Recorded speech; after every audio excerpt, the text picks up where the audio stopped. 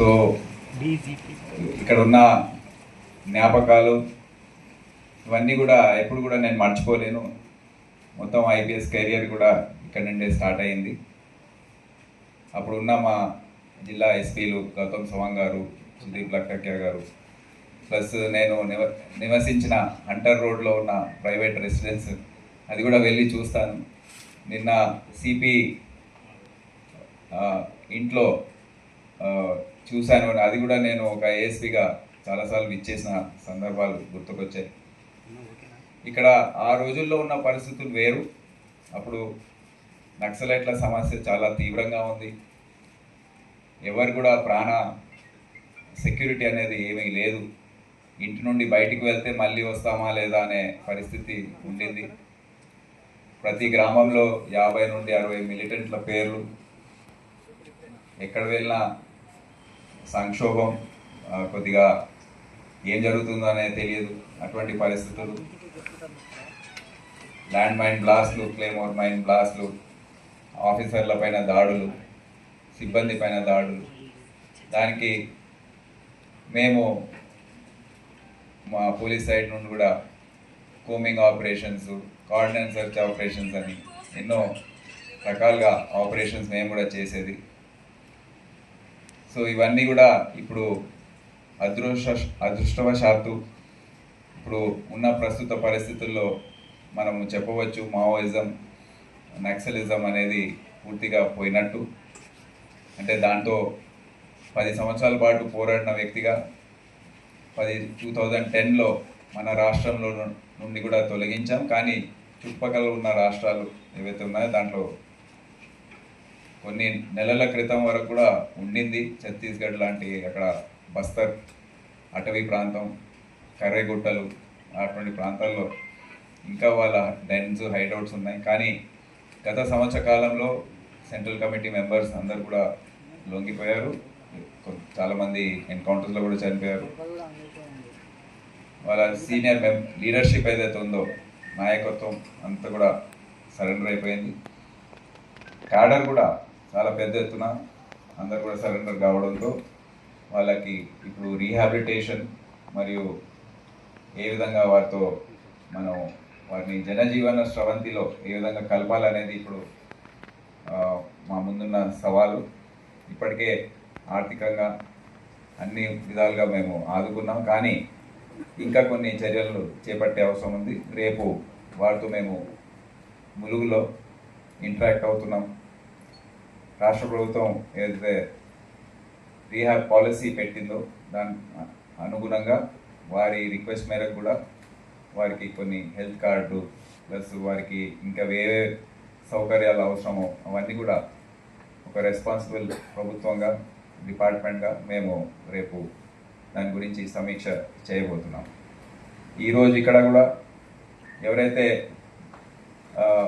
ఈ నక్సలైట్ వైలెన్స్లో, మావోయిస్ట్ వైలెన్స్లో చనిపోయారు గత 20-30 సంవత్సరాలు, ఆ కుటుంబ సభ్యులతో ఒక మీటింగ్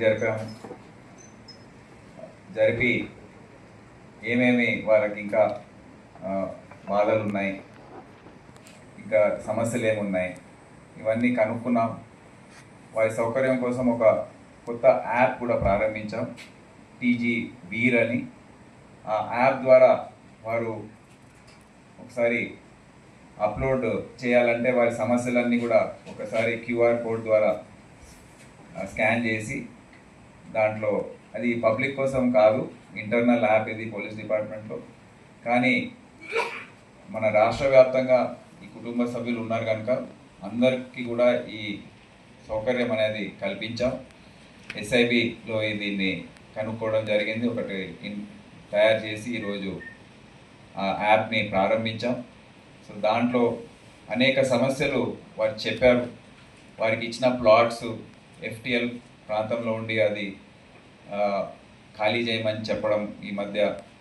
అదే కాకుండా ప్లాట్స్ ఇస్తే కూడా రిజిస్ట్రేషన్ కాకపోవడం.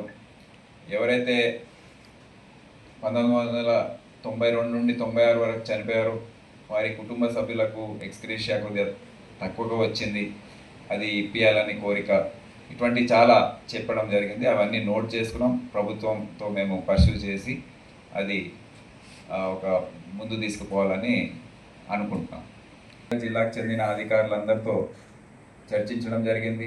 దాని వ్యూహం ఏ విధంగా ఉండాలి, ఎక్కడెక్కడ మీరు కొద్ది లోపాలు ఉన్నాయి, ఎక్కడెక్కడ మీరు గట్టిగా చేస్తున్నారు, బాగా చేస్తున్నారు అనే అంశం పైన చర్చించడం జరిగింది.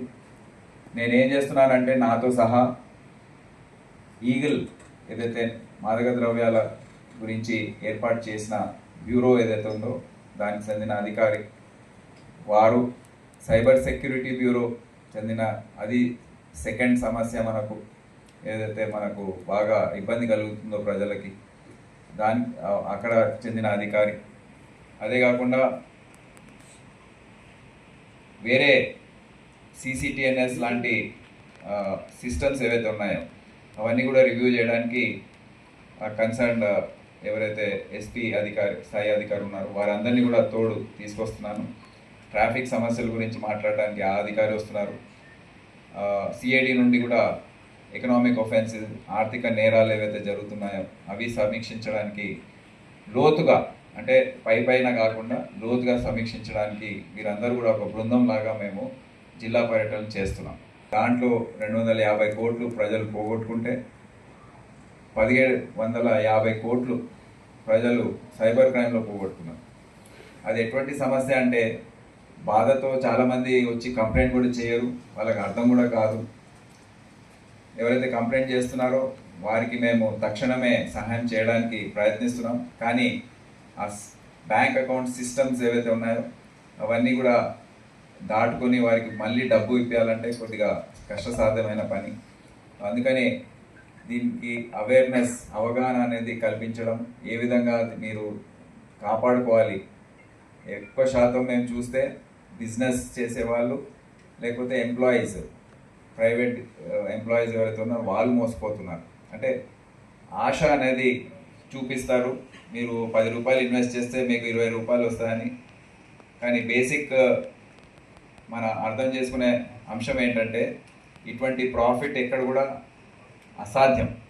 ఎవరైతే చెప్తున్నారో వాడు మోసం చేయడానికే చెప్తున్నాడనే అర్థం చేసుకునే మనకు ఆ స్తోమత వస్తే తప్పకుండా సైబర్ క్రైమ్ దానే అదే తగ్గిపోతుంది.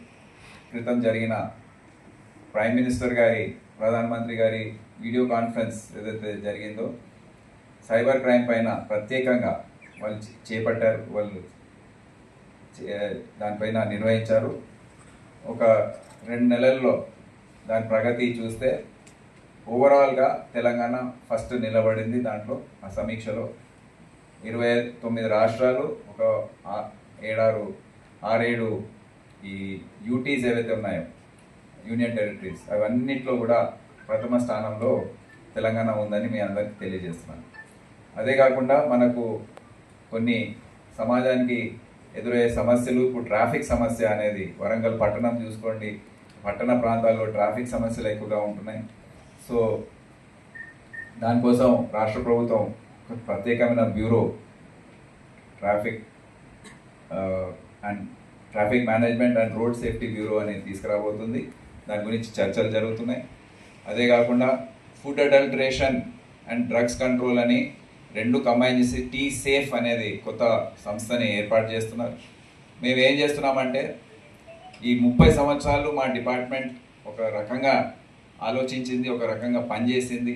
అదంతా పోయి నక్సలైట్, మావోయిస్ట్ యాంగిల్లోనే నడిచింది. కానీ ఇప్పుడు ఎదురయ్యే సమస్యలు వేరేగా ఉన్నాయి కనుక డిపార్ట్మెంట్ పరంగా మేము మొత్తం ఆలోచన తీరు కొద్దిగా మారుస్తున్నాం. శాంక్షన్ స్ట్రెంత్స్ ఏవైతే ఉన్నాయో వేరే సంస్థల్లో, గ్రే హౌండ్స్లో, ఆక్టోపస్లో అక్కడ ఎక్కువగా ఉంది, ఇప్పుడు అవసరం లేదు. సో ఆ శాంక్షన్ తీసుకొని ఎక్కడైతే కొత్త ఈ సమస్యలు వస్తున్నాయో దానికి కొత్త సంస్థల్ని ఏవైతే మేము ఏర్పాటు చేస్తున్నామో, బ్యూరోస్ ఏర్పాటు చేస్తున్నామో ఆ శాంక్షన్ స్ట్రెంత్ అక్కడ కేటాయిస్తున్నాం. సో ఇప్పుడు traffic and road safety management, food adulteration bureau, అదేవిధంగా వేరే ACB, enforcement, vigilance and enforcement wing, civil supplies wing, ఎక్కడైతే రెవెన్యూ లీకేజెస్ జరుగుతున్నాయో ఇవన్నీ కూడా ఎన్ఫోర్స్మెంట్ వింగ్స్ అనేది మేము తయారు చేస్తున్నాం.